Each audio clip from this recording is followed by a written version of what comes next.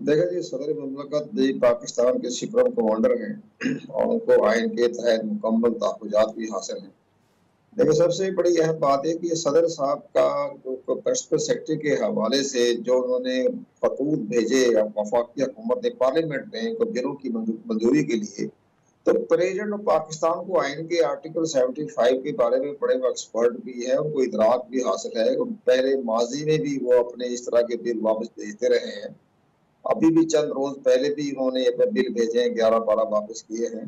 तो जब उनको तो दस्तखत नहीं करने थे, तो बाकायदा उसको डिसएग्री करके या अपना कोई कमेंट्स करके या कोई अपने ऑब्जर्वेशन लगा के भेजते।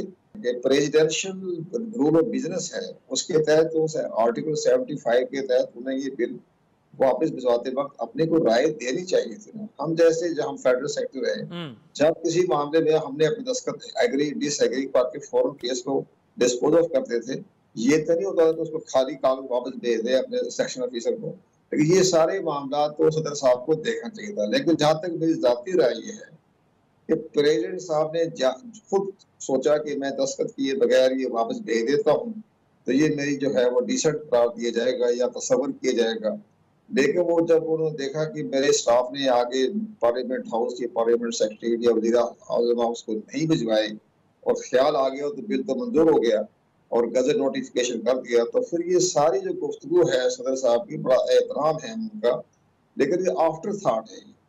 ये हमारी टर्मिनोलॉजी में इसको आफ्टर थॉट कहा जाता है कि इस तरह के जो मामलात में बाद में गौर-व-ख़ोज़ किया जाए और बाद में कहा ये मैंने नहीं किया था या मैं ये चाहता था, ये आफ्टर थॉट के ज़ुमरे में आता है। तो फिर सदर साहब तो इतनी बड़ी अहम शख्सियत है, पाकिस्तान के सुप्रीम कमांडर हैं, तो ये तो सारी बातें तो ज़हन में नहीं आ रही कि इतने बड़े बिल हैं।